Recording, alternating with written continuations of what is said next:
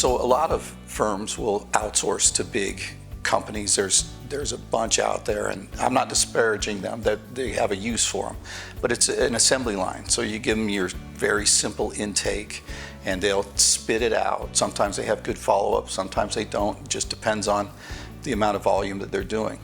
We realized early on that what we had to do was we had to really control that. I mean, that's where the rubber hits the road. You have to know how to talk to people. You're the first line when somebody makes an inquiry from the internet or from the radio or TV. They need a friend to talk to. They don't need to feel like they're being run through an assembly line. And so we really have worked on our intake proficiencies.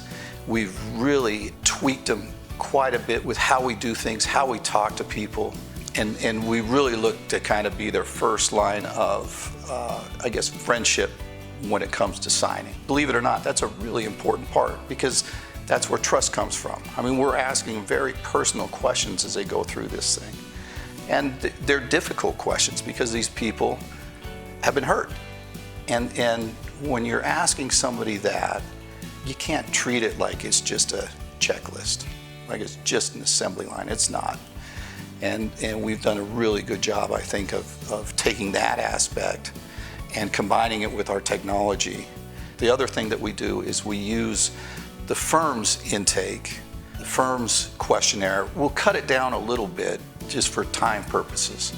It has to be a case that the firm is interested in. It's got to be a potential case that is going to translate into something once medical records are pulled and once it goes through the whole process of becoming a case and all of that stuff. So we're just on the very front end of that, but we're an important role where we're the first part of that, and we get a lot of calls back and we'll feed them back to the firm that we're working with. So that I think that's kind of testament to how we do that as well. So the product really is the signed contracts that goes out to the firm, but we're students of it.